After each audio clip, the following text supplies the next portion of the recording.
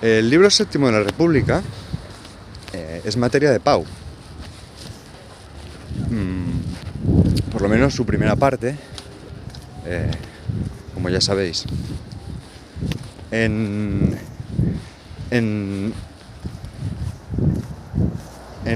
esta primera parte lo que se presenta principalmente es lo que se conoce como la alegoría de la caverna. También a veces se habla del mito de la caverna, que es, por supuesto, el pasaje más mediático, más repetido y más reinterpretado y recontextualizado de toda la obra platónica.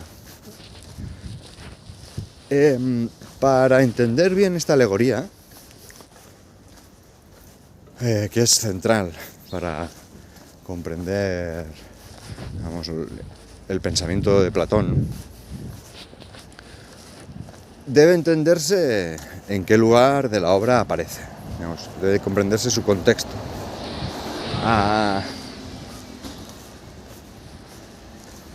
Y en concreto debe comprenderse lo que en la República aparece justo antes y justo después del lugar en el que se presenta esta alegoría.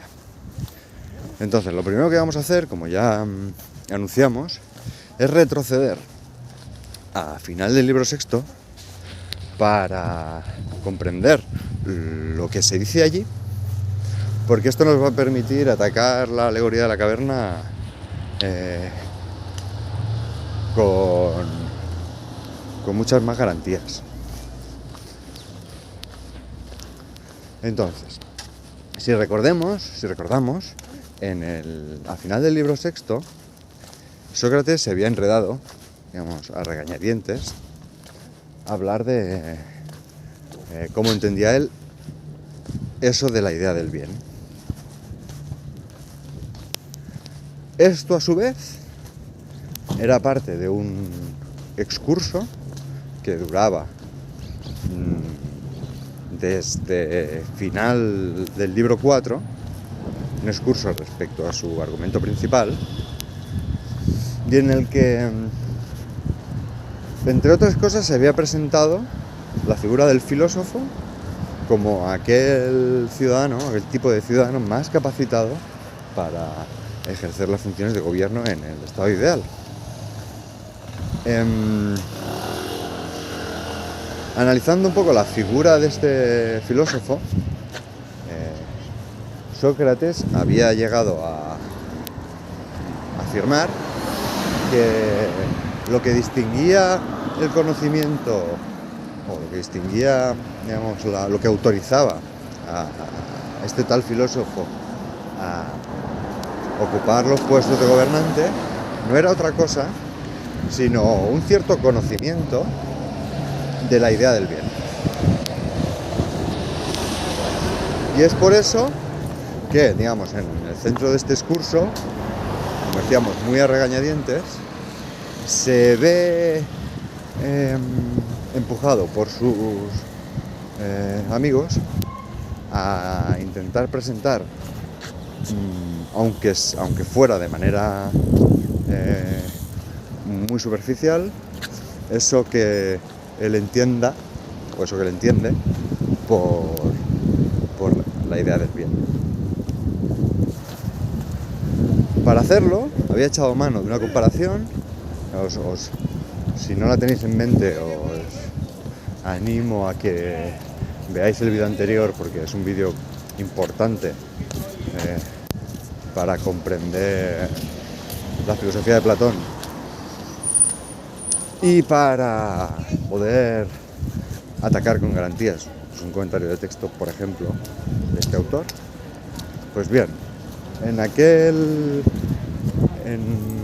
lugar, decimos, se había presentado la idea del bien como una especie de sol del mundo inteligible. Un sol sin cuya luz no era posible pensar verdaderamente el resto de las ideas. Y bien, ya advertía Sócrates y ya subrayamos nosotros entonces que esa manera superficial de presentar el asunto, un asunto tan importante, no le hacía justicia. Digamos que a un asunto tan importante, tan central en la República como la idea del bien,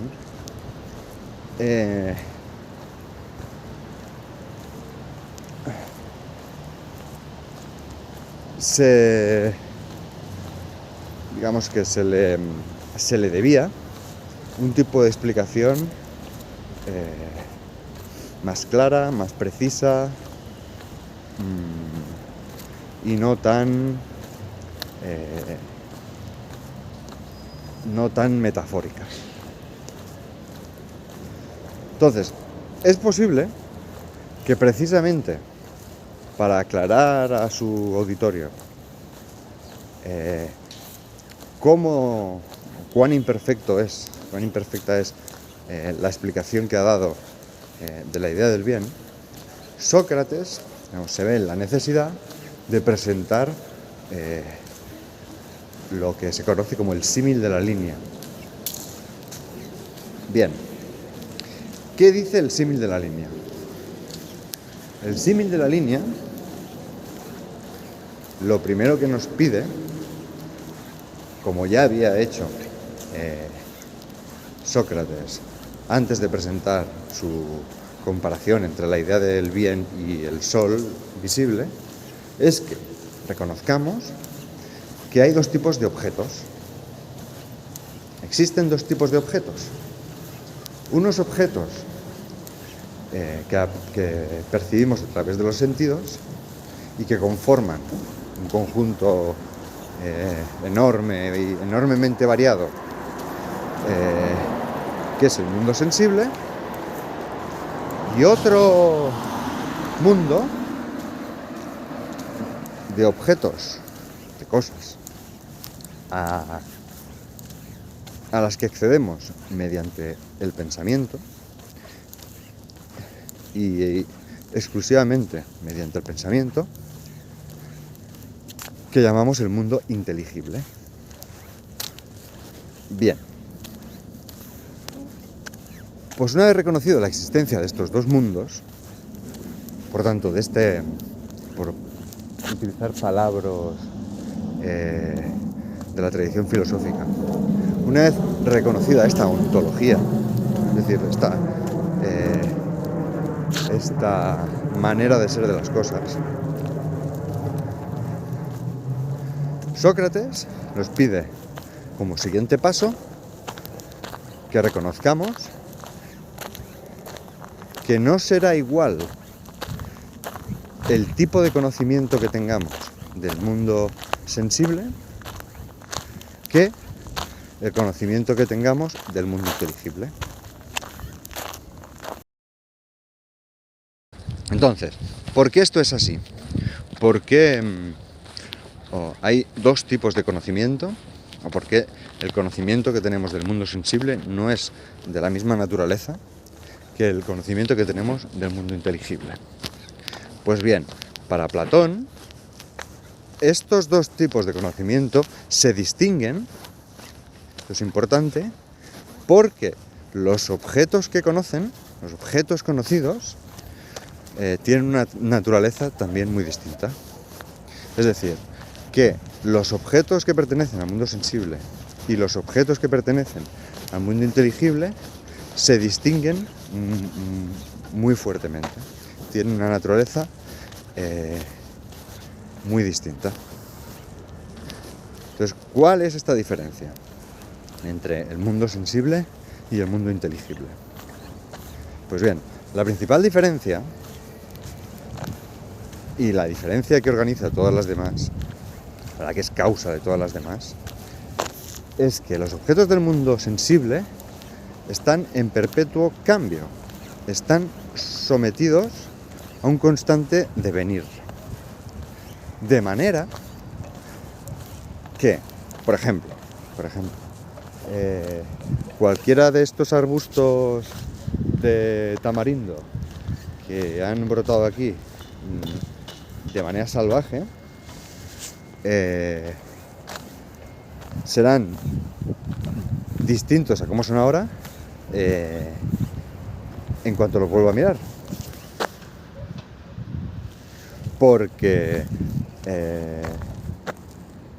el color que tienen sus hojitas habrá cambiado casi imperceptiblemente, pero habrá cambiado por la diferente luz, por cómo la luz impactará en ellas, por cómo el aire las habrá movido durante este tiempo, porque incluso alguna hojita o algún pétalo de sus florecillas rosas se habrá desprendido del arbusto, o incluso si nos ponemos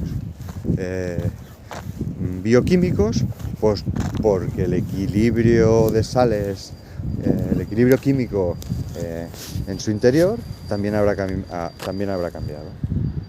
Por tanto, el conocimiento de objetos de este tipo, de objetos del mundo sensible, nunca puede ser perfecto, nunca puede ser totalmente completo y acabado, porque por mucho que conozcamos con todo detalle, pues en este caso, este arbusto de tamarindo, al momento siguiente este habrá cambiado, con lo que el conocimiento que teníamos de él se nos habrá quedado desactualizado. Se mostrará en alguna medida inadecuado. En cambio, que notar aquí la diferencia, los objetos del mundo inteligible son eternos, son eternamente iguales a sí mismos. Por ejemplo, ya que se suelen dar para este mundo ejemplos matemáticos en la obra de Platón, el teorema de Pitágoras, como idea, siempre dice que la suma del cuadrado de los catetos es igual al cuadrado de la hipotenusa en todos los triángulos rectángulos que puedan existir. Y esa idea, o ese concepto, si queréis, siempre va a ser igual a sí misma, nunca va a cambiar. De la misma manera que el concepto del número 2, o la idea del número 2, nunca va a cambiar. El 2, si dejamos de pensar en él durante unos segundos, o durante unos meses, o durante años, o durante siglos, el 2 siempre va a seguir siendo lo mismo, el 2. Por ejemplo, la suma de dos unidades.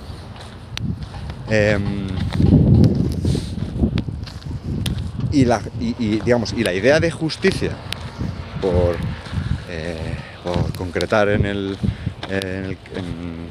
asunto central de la República, la idea de justicia que se busca es precisamente una idea de justicia, y no un caso concreto, porque pretende valer eternamente.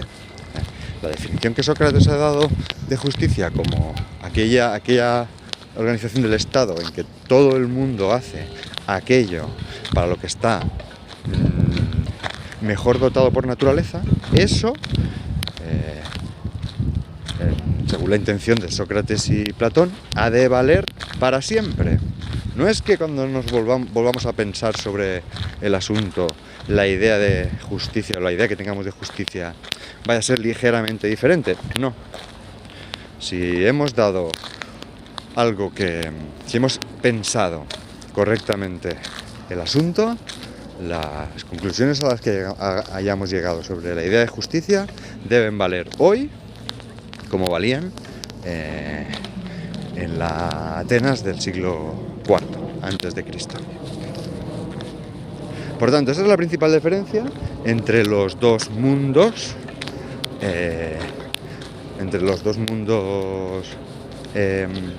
o entre los dos tipos de cosas que existen en la ontología platónica. El mundo sensible está sometido a un constante devenir Y el mundo inteligible es eternamente igual a sí mismo, es inmutable, no cambia. Por tanto, como decíamos, los dos tipos de conocimiento van a ser conocimientos muy distintos. El conocimiento, o los dos grados de conocimiento que están aquí implicados, van a ser de diferente calidad. Del mundo sensible solo podremos tener un conocimiento muy provisional, muy inadecuado, válido solo para el caso concreto, y le podremos llamar, más que conocimiento, pues opinión, ¿no? Yo opino que el arbusto de tamarindo este es así y así. Tampoco puedo decir que yo conozca al tamarindo, porque mañana, si vuelvo a pasar, este tamarindo será distinto. En cambio, yo puedo decir que tengo conocimiento totalmente adecuado y claro del teorema de Pitágoras. O sea, una vez lo he captado mediante el pensamiento, eso ya no va a cambiar. Por tanto, a ese conocimiento sí que le podemos llamar conocimiento como tal. Por tanto, de manera correlativa a los mundos, a los dos mundos de la ontología platónica, el mundo sensible y el mundo inteligible, tenemos dos grados de conocimiento, la opinión y el conocimiento, que se distinguen entre ellos por un mayor o menor grado de verdad. Solo habrá verdad en sentido propio a la hora de conocer el mundo inteligible.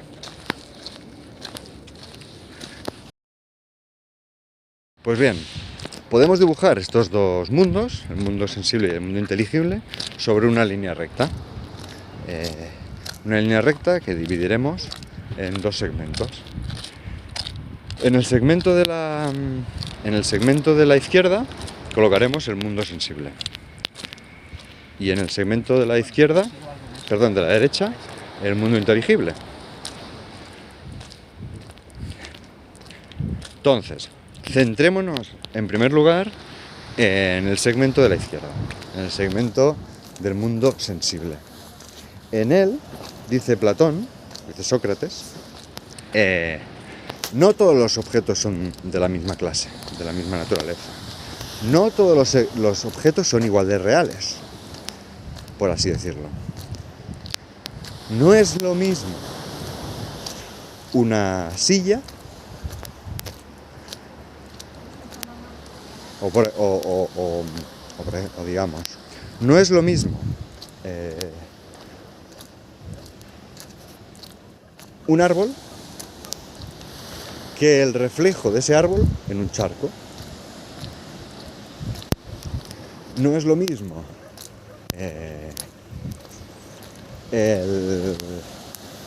un avión que el reflejo de ese avión en el ventanal de un edificio. No es lo mismo, por ejemplo, un cuerpo, un ser humano, que la sombra de ese ser humano proyectada en el suelo. En otros lugares de la obra de Platón se dan también ejemplos del mundo del arte y de la artesanía. No es lo mismo, por ejemplo, una casa, un edificio, una casa en la que uno pueda entrar y hacer vida. No es lo mismo eso que el dibujo de una casa en un cuadro, por ejemplo, en un cuadro. No es lo mismo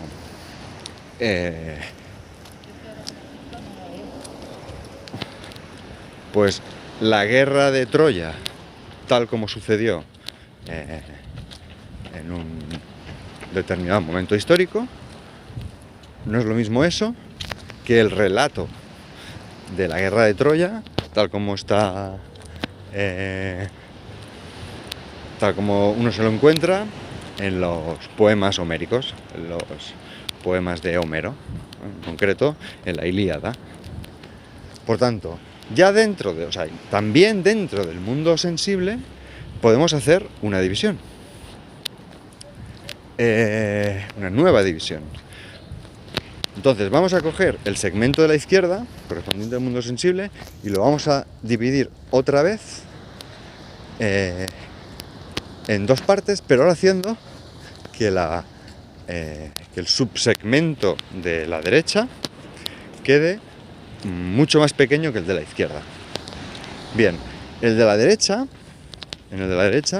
vamos a situar todo este mundo de cosas reales,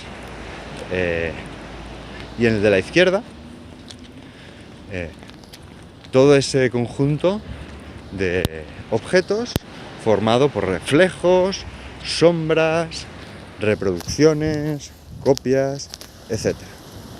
Entonces, lo que salta a la vista es que incluso dentro del mundo sensible no todo tiene el mismo nivel de realidad. Por supuesto, es más real un avión que el reflejo de ese avión en una ventana.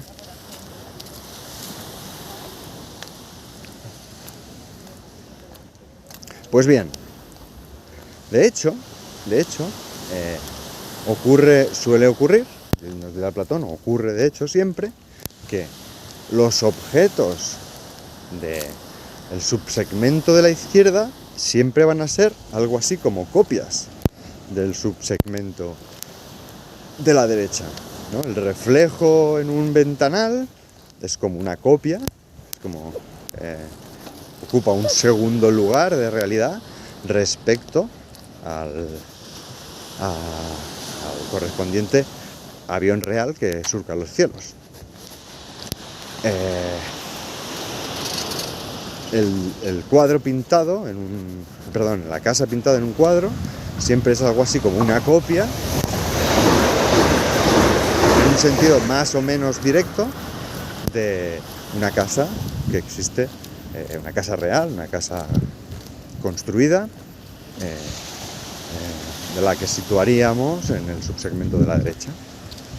Pues bien, esta misma relación que existe entre las cosas reales y sus reflejos, sus sombras, sus reproducciones, es la misma o es del mismo tipo que la que va a existir, atención, entre los objetos del mundo inteligible y los objetos del mundo sensible. Es decir, que los objetos del mundo sensible también van a ser algo así como copias de los objetos del mundo inteligible. Esto ya lo apuntábamos en el libro anterior, en el comentario del libro anterior. En el mundo sensible, concretamente en el subsegmento de la derecha, pues encontraremos árboles reales, pues árboles plantados en un lugar del tiempo y en un lugar del espacio. Pero esos árboles, en la filosofía de Platón, no son más que copias, que reproducciones, siempre imperfectas, de los árboles verdaderamente reales, que son las ideas de árbol, o la idea de árbol que hay en el mundo inteligible. Por tanto, fijaros como a medida que nos vamos moviendo hacia la derecha en esta línea que estamos dibujando aquí, los objetos que encontramos en ella, los diferentes ámbitos de objetos que encontramos en ella, se vuelven cada vez más reales, por decirlo así, y además en un sentido bastante fuerte para Platón. Siempre va a ser para Platón más real la idea de árbol que los árboles concretos que encontramos en el mundo sensible. ¿Y por qué? Pues bueno, ya lo vamos viendo. porque de un objeto, de un árbol real, de un árbol sensible, nunca podrá haber un conocimiento adecuado. Por tanto, tiene una realidad que se nos escapa de las manos, tiene una realidad fugitiva. En cambio, si nos hacemos una idea de árbol lo suficientemente completa, lo suficientemente perfecta, lo suficientemente verdadera, esa idea de árbol va a comprender a todos los árboles sensibles, y por tanto, de esa idea que encontramos en el mundo inteligible, sí que va a poder haber un conocimiento verdadero. Por tanto, sí que vamos a poder decir que tiene una realidad indiscutible. ¿Sí? Bueno, repetimos un poco. Así como los árboles, digamos, los reflejos, las sombras, las reproducciones artísticas son nada más que copias de sus correspondientes objetos reales, pues asimismo todo el mundo sensible no es más que una copia, que una reproducción, que una imitación de ese mundo inteligible de las ideas, que es el único del que puede decirse que tiene una realidad en mayúsculas, una realidad eterna e inmutable, que no va a cambiar nunca, que siempre va a ser igual a sí misma. Pues bien, ya casi lo tenemos.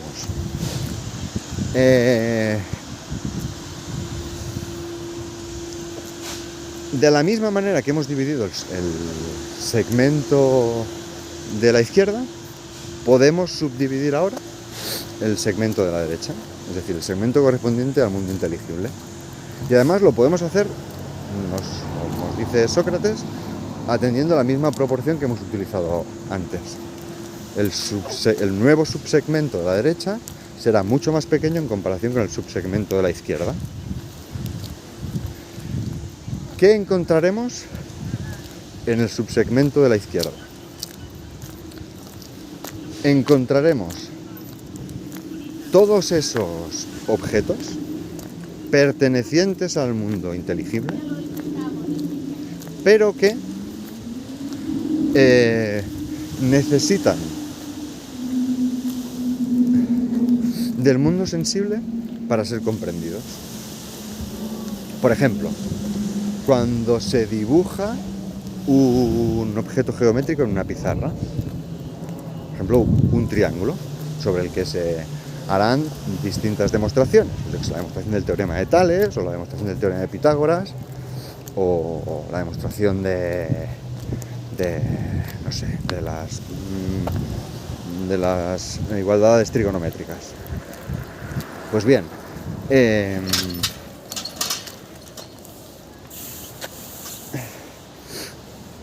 este tipo de objetos, aunque son materia de pensamiento, aunque son materia de razonamiento, como ya hemos venido argumentando,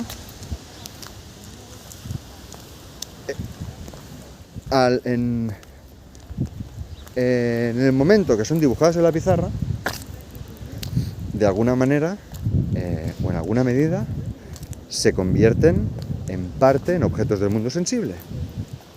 Por lo tanto, estos objetos que encontramos en el nuevo subsegmento de la izquierda son objetos que están un poco a camino entre el mundo sensible y el mundo inteligible. Digamos que apuntan al mundo inteligible, pero parten de realizaciones en el mundo sensible. No es bien el tipo de ejemplo que utiliza Sócrates para describir este tipo de objetos en este momento.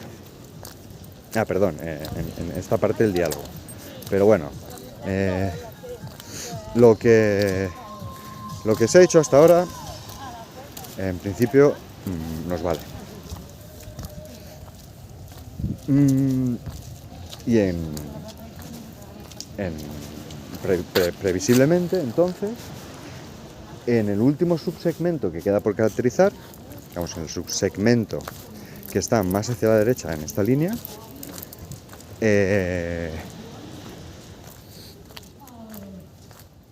ahora sí vamos a tener objetos solo accesibles al pensamiento y en los que no vamos a, para cuyo conocimiento no vamos a acceder o no vamos a utilizar como muletillas o como muletas provisionales ningún objeto del mundo sensible. Por tanto, cuando yo hablo en sentido más propio, de la idea del bien, en principio debería acceder a ella únicamente pasando de idea a idea, únicamente mediante el razonamiento.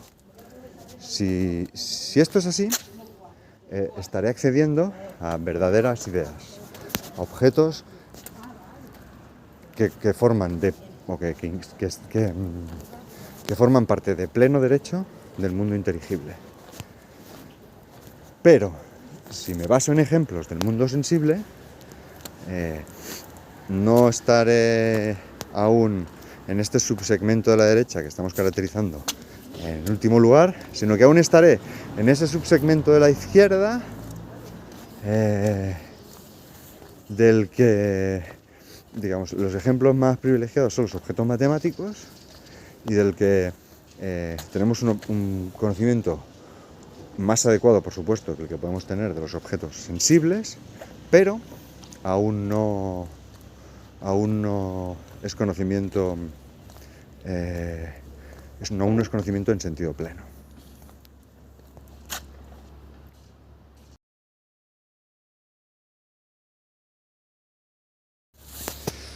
Entonces, lo siguiente que va a hacer Sócrates es ponerle nombre a los tipos de conocimiento que se tienen de cada uno de estos 4 subsegmentos que he ido dibujando en esta línea. O sea, ya no nos vamos a conformar con llamar a toda la mitad izquierda, a todo el conocimiento que tenemos de los objetos de la mitad izquierda, opinión, y al conocimiento que tenemos de los objetos de la mitad derecha, conocimiento, sino que podemos hilar un poco más fino. Al conocimiento de los objetos que son como imágenes, que es de los objetos que son reflejos, reproducciones, copias, sombras de objetos efectivamente reales, le va a llamar conjetura, simple conjetura. Al conocimiento que tenemos de objetos reales le va a llamar creencia.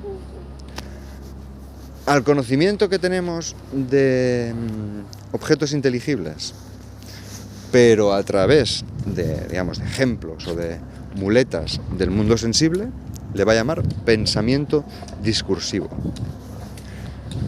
Y finalmente, únicamente al conocimiento que tenemos de ideas a través de las propias ideas, ¿no? Un pensamiento que aprehende directamente las ideas sin pasar por el mundo sensible. A ese tipo de conocimiento, por supuesto, es el superior entre los que se están presentando, le va a llamar ciencia. Va a ser de hecho va a ser el conocimiento en sentido propio y del único que se va a poder llamar ciencia.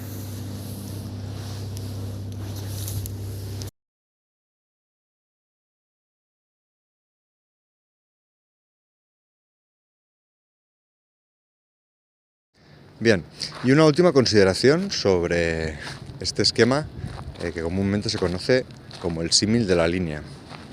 Bien, en el símil de la línea se superponen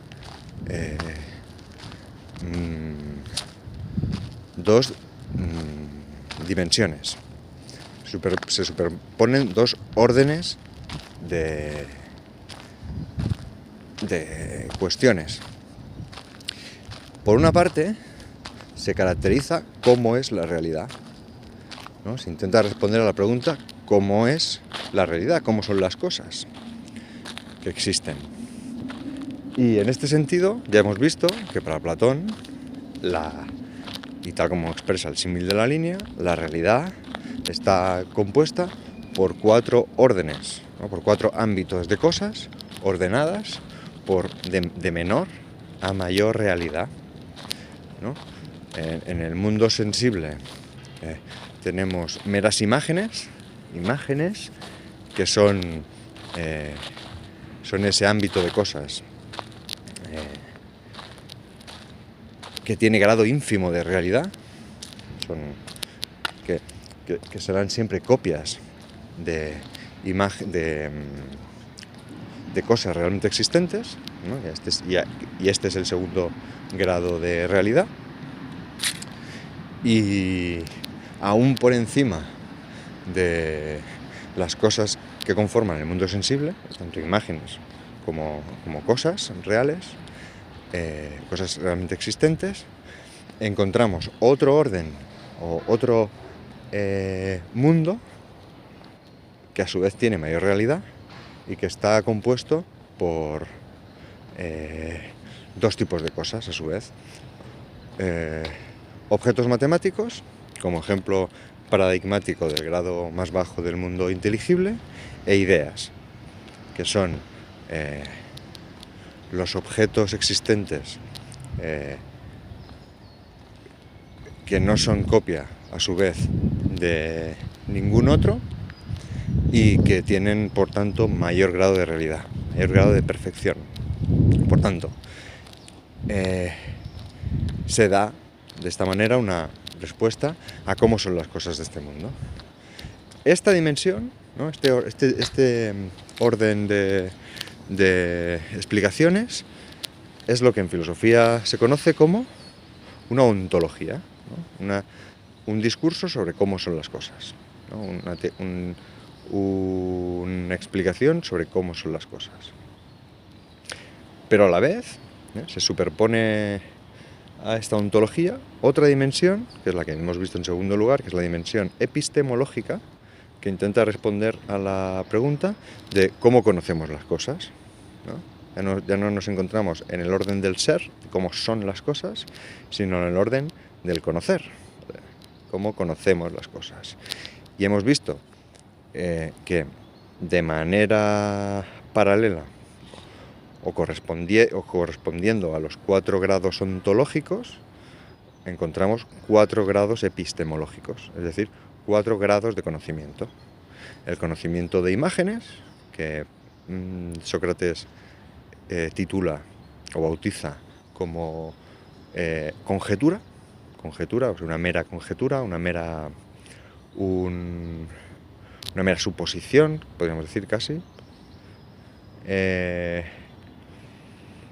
En segundo lugar, y correspondiendo a las cosas que conforman el mundo sensible, que conforman el mundo, mejor dicho, natural, de las producciones del arte, de la artesanía me refiero,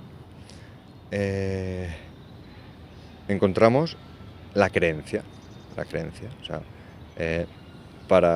fijaros que para Platón, el conocimiento que yo puedo obtener de, por ejemplo, cómo es una ciudad,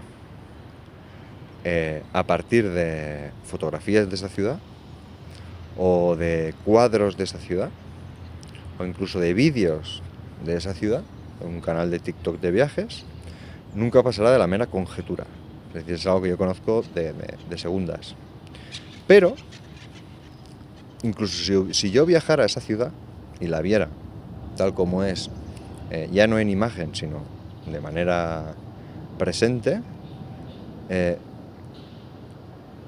no obtendría un conocimiento que pasara de creencia.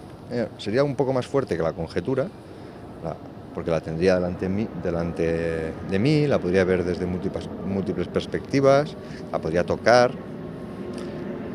Ya no tendría intermediarios entre esa realidad y yo, pero al ser una cosa del mundo sensible, que cambia cada vez que la veo, pues de esa ciudad no tendría nada más que una creencia más o menos fuerte, pero no tendría un verdadero conocimiento. No se podría decir en sentido fuerte que yo conozco esa ciudad. Para que sí la pudiera conocer, necesitaría conocerla a través de ideas. Y con lo cual accedería a los otros dos tipos de conocimiento, que son los conocimientos que se pueden tener del mundo inteligible. Estos conocimientos, nos dice Sócrates, pueden ser de dos tipos. Pues eso, el pensamiento discursivo y la verdadera ciencia. Por tanto, fijaros que junto a la dimensión ontológica tenemos aquí delineada también una dimensión epistemológica.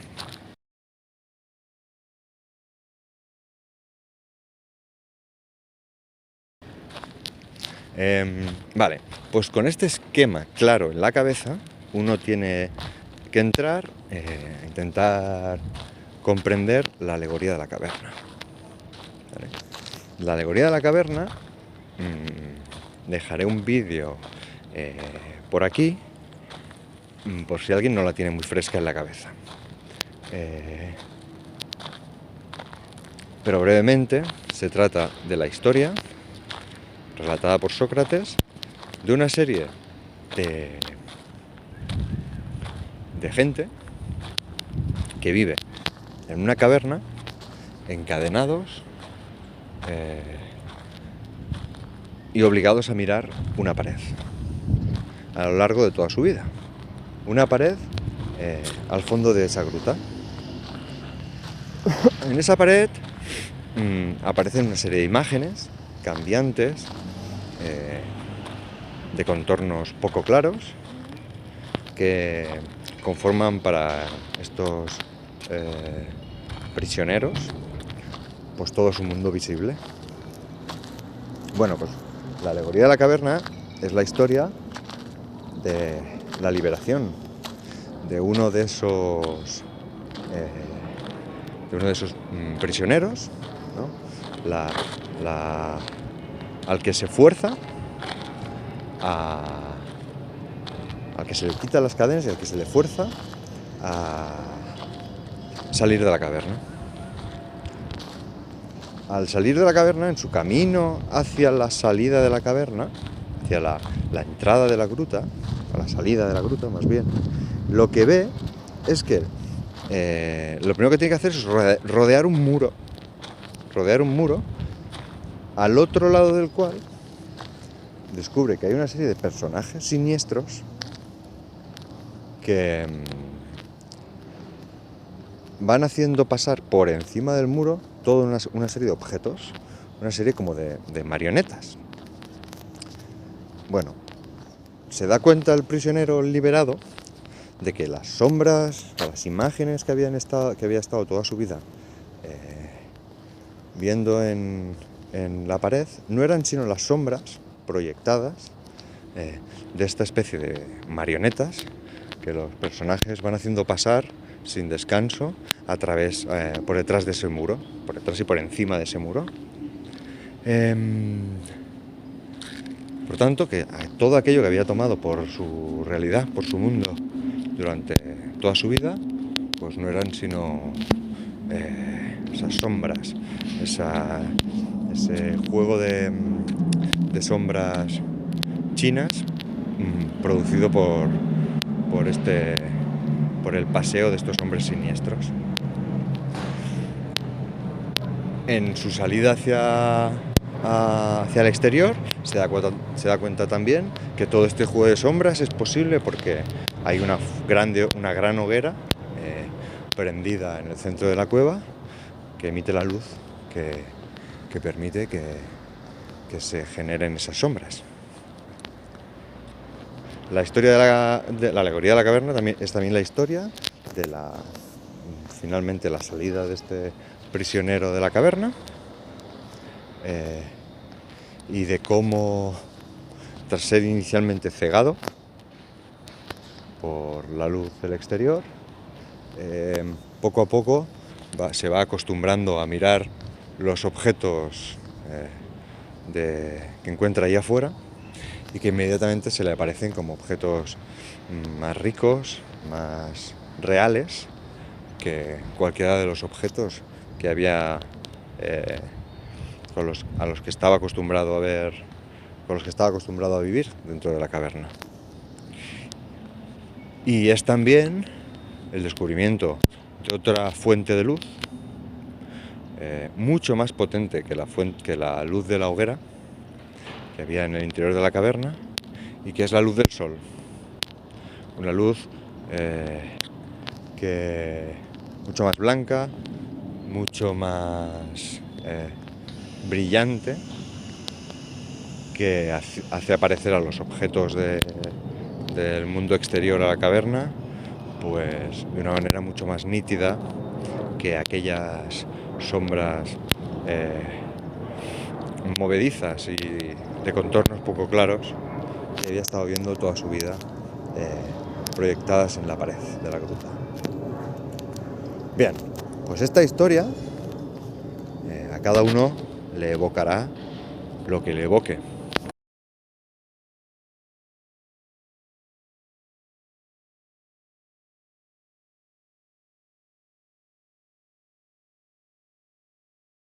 Se sigue pudiendo leer en 2500 años más tarde del momento en el que fue escrita, y sigue evocando a nuevas generaciones pues nuevas cosas o cosas antiguas, y se sigue reinterpretando. Es un cuento que se sigue reinterpretando o se sigue recontextualizando, ¿no? Pues ahora mismo podríamos pensar que aquellos prisioneros encadenados a mirar a la pared podrían ser más bien personas encadenadas a mirar su móvil, y que en la pantalla de ese móvil aquello que aparece no son sino sombras de objetos que están en otro lugar y que se hacen bailar delante de nosotros para que estemos entretenidos. Pero que si apagáramos la pantalla del móvil y buscáramos por ahí afuera, volveríamos que las cosas son efectivamente más reales, más ricas, bla, bla, bla, bla. Bien, pues la gracia de la alegoría de la caverna, entre otras, es que corresponde perfectamente con el esquema presentado en el símil de la línea, ¿no? Dejaré por aquí alguna infografía para que se vea exactamente lo que estoy diciendo.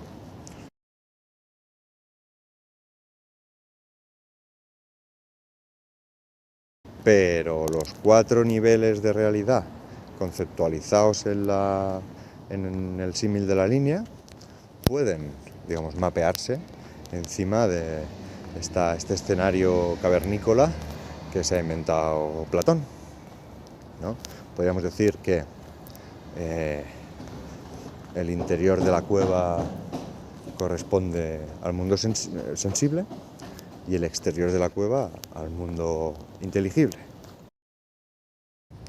Bueno, pues fijaros que de alguna manera la alegoría presenta de manera, digamos, narrativa, pues esos 4 ámbitos de objetos, y además los pone en un contexto pues claramente comprensible en la historia, digamos, los pone en una gradación de menor a mayor realidad. Nadie discutirá que un pajarito que el prisionero liberado ve fuera de la caverna es más real que un pajarito de cartón o de trapo que menee por encima del muro uno de esos personajes siniestros, uno de esos carceleros. Y a su vez este pajarito de cartón o de trapo es más real que la sombra que proyecta en el muro el fondo de la gruta.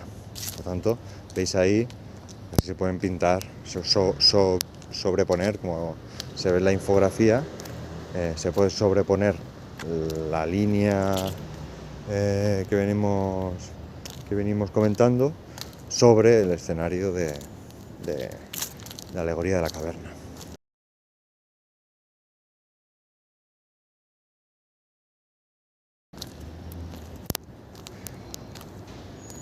Entonces también, como esa línea no solo tiene una dimensión ontológica, es decir, una dimensión sobre cómo son las cosas o qué grado de realidad tienen, sino una dimensión epistemológica, pues también podríamos ver o hacer una pequeña reflexión sobre cómo el personaje liberado va pasando o va obteniendo diferentes grados de conocimiento a medida que va haciendo su camino desde el interior hacia el exterior de la cueva, ¿no? Y pasa, pues, bueno, y retrospectivamente, ¿no? Una vez ha salido de la cueva, se da cuenta de que lo que tenía dentro de la cueva no era más que mera opinión, ya fuera conjetura, ¿no? Cuando pura suposición, ¿no? Cuando contemplaba las imágenes, las sombras, ya fuera pues mera creencia, cuando miraba, cuando se da cuenta de ese juego de sombras chinas que les tienen montado dentro de la cueva, y que solo se obtiene en verdadero conocimiento, en concreto verdadera ciencia, cuando es capaz de acostumbrarse a esa luz cegadora del exterior de la cueva y empieza a ver los objetos exteriores tal como son, ¿no? Además, uno también puede mapear sobre el escenario de la caverna, de la alegoría de la caverna, la diferencia, digamos, la comparación que había hecho Sócrates entre la idea del bien y el sol del mundo visible, ¿no? En este caso, la hoguera en el interior de la cueva funcionaría como el sol del mundo visible, que ilumina todo el espectáculo en el interior de la caverna, y a su vez el sol, en la alegoría, hace las veces de la idea del bien, que recordad que era como un sol del mundo inteligible, sin cuya luz todos los demás objetos del mundo inteligible, es decir, todas las ideas, los objetos verdaderamente reales, quedarían en la más absoluta oscuridad.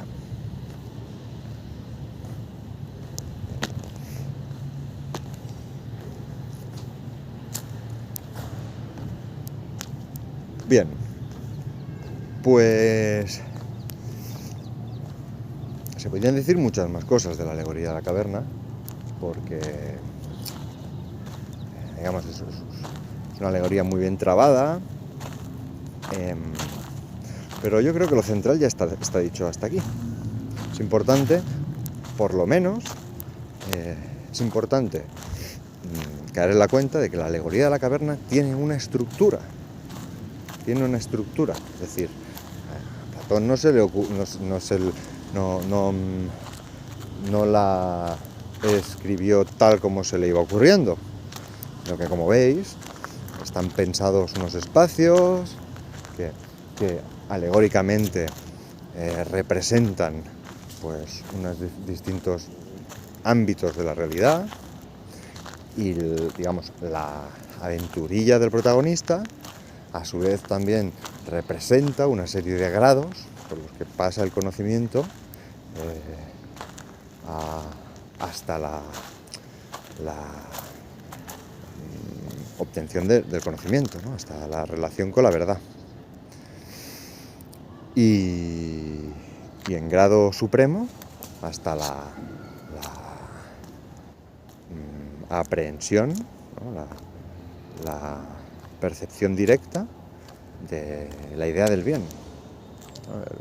Vamos, la revelación última del protagonista de la alegoría la tiene cuando es capaz de ver el sol, mirar directamente al sol y darse cuenta de que sin ese sol, sin esa luz, entonces la luz que emite, es imposible comprender, ver, aunque sea con los ojos del pensamiento, el resto de cosas.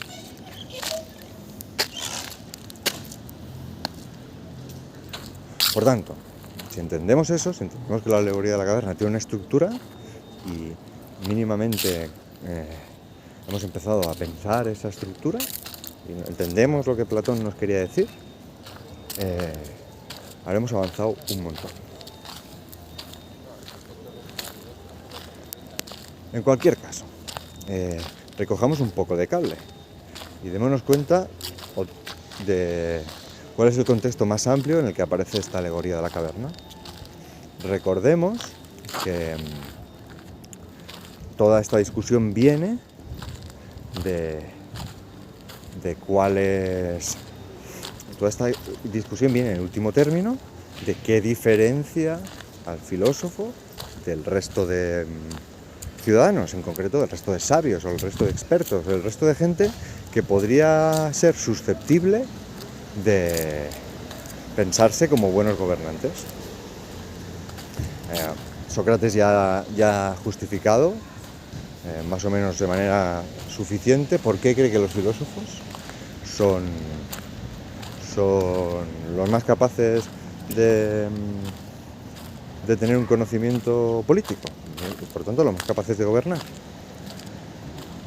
Los filósofos serían, en la alegoría, aquellas personas que son capaces o que han sido capaces de desencadenarse, salir de la cueva, acostumbrarse a ver los objetos tal y como son, no tal y como están presentados en el espectáculo de sombras del interior de la caverna,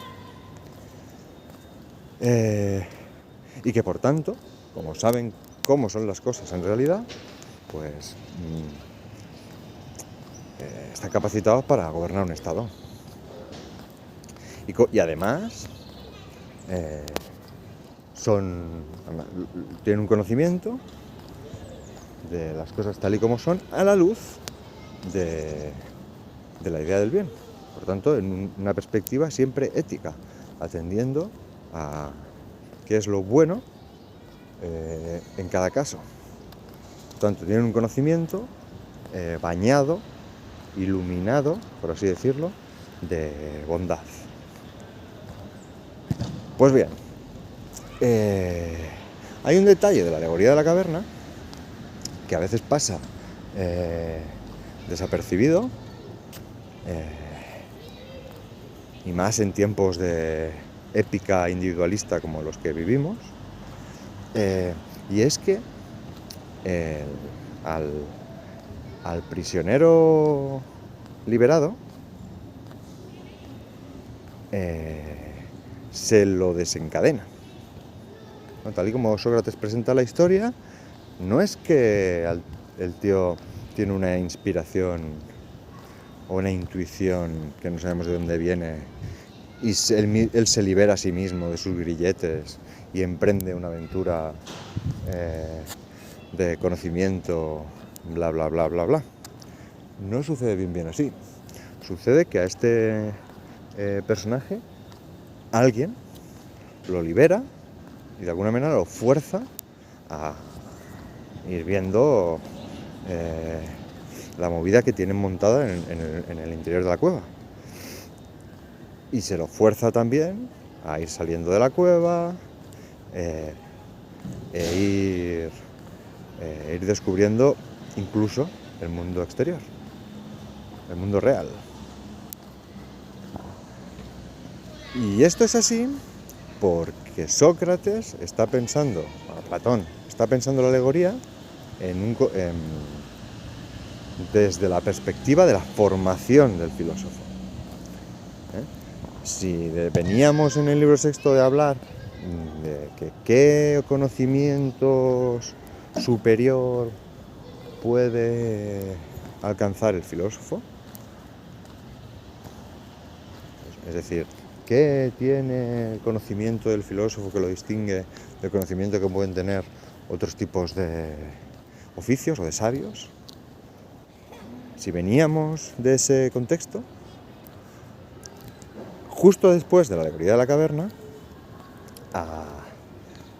lo que sigue es una explicación de Sócrates de cuáles serían, en concreto, los estudios por los que debería pasar cualquier persona para ser formada como filósofa. Por tanto, recordemos, no es que el filósofo se forme en el estado ideal en el que está pensando Sócrates, no es que el filósofo se forme por su cuenta, ahí leyendo libros y a saber cómo. Ni siquiera es que el filósofo tenga un conocimiento que le venga innato, de nacimiento, para nada. Será el Estado, nuevamente, como ya habíamos dicho, el que se encargue de formar ya no solo a la clase de guardianes, como antes, hace siglos, en el libro, hace horas, en el libro tercero, sino será el Estado también que se encargue de formar al filósofo. Es decir, quien le asigne toda una carrera, un plan de estudios que le permita ir pasando por una serie de etapas, una serie de estudios ordenados de menor a mayor complejidad, por decirlo así, hasta que complete su formación de filósofo. Y así, en este séptimo libro se irán caracterizando uno a uno los diferentes estudios por los que va pasando aquel que pretende ser filósofo. No lo vamos a enumerar, solo decir que, digamos, los estudios superiores son los de dialéctica, y es lo que Platón entiende propiamente por filosofía.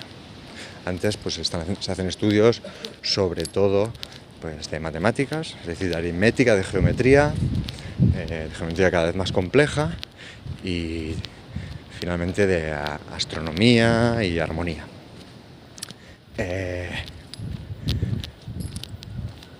El diálogo concluye provisionalmente con incluso una especie de periodización por edades del momento en que una persona que va para gobernante comenzará a recibir estos estudios superiores, que son los estudios de dialéctica. Esto no sucede hasta los 30 años. Es decir, fijaros que para Platón no se debe comenzar a estudiar filosofía hasta los 30 años. Después de haber estudiado muchísimas otras cosas que poco a poco, especialmente relacionadas con las matemáticas, diferentes campos de las matemáticas, que van poco a poco pues amueblando la cabeza de la persona para abordar como él cree que es debido los estudios propiamente filosóficos. Y, por último, recordemos que este programa académico de formación del filósofo tiene como única finalidad, como único objetivo, formar a gobernantes. Por tanto, como ya hemos dicho, al filósofo se lo forma como tal, no para que se suba a una torre y filosofe, sino para que instaure el régimen político, un régimen político justo, tal como solo él es capaz de hacer. Y en este sentido hay que recordar también que digamos, la alegoría de la caverna no está completa tal como la hemos explicado. Nos queda una última parte. Nos queda por explicar el camino de vuelta de ese prisionero liberado desde el exterior de la cueva hacia su interior, con el objetivo, por supuesto, de liberar a otros de los prisioneros. Sócrates se cuida mucho de recordar que así como el filósofo, o así como el protagonista de la alegoría, al salir de la cueva necesita un tiempo para acostumbrarse a esa nueva luz del sol, a la luz ya no de la hoguera, sino del sol directo. De la misma manera, al entrar de nuevo en la cueva, con ese objetivo político de adecuar el mundo sensible a las ideas que él ha vislumbrado o ha visto en el mundo inteligible, en el exterior de la cueva, bueno, pues al volver a entrar en la cueva también necesitará un periodo para acostumbrarse a esta nueva luz, que ya no es tan clara y tan brillante como la del exterior, sino que mostrará los objetos mucho más oscuros y borrosos. Por eso a veces, dice Sócrates, el filósofo, moviéndose en sociedad, parece algo torpe, algo deslumbrado. Bueno, pues tengamos paciencia con esta gente, tengamos paciencia con los filósofos, que igual nos enseñan a ver de otra manera.